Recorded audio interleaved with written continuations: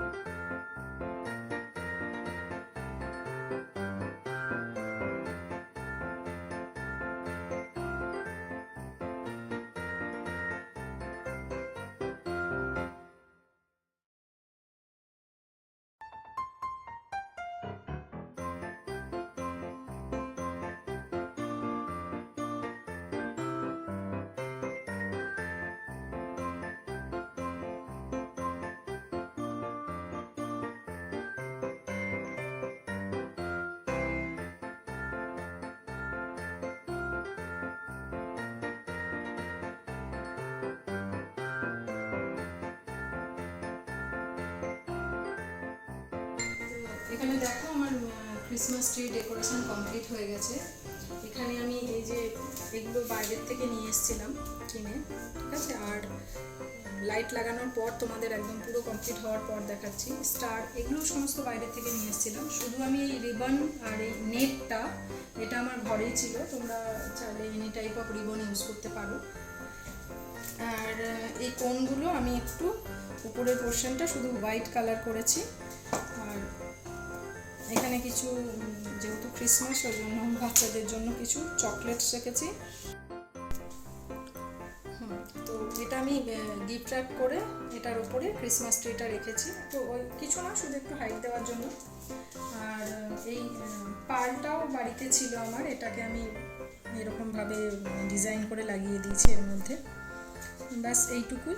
আর light যেরকম লাগানো হয় সেরকম লাইট, একটা স্ট্রিং লাইট দিয়ে দিয়েছি।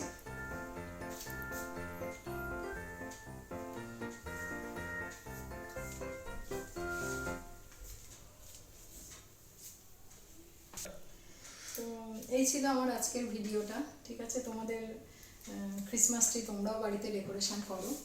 আর আমার ক্রিসমাস ট্রি ডেকোরেশনটা কেমন লেগেছে এটা অবশ্যই তোমরা আমাকে জানিও।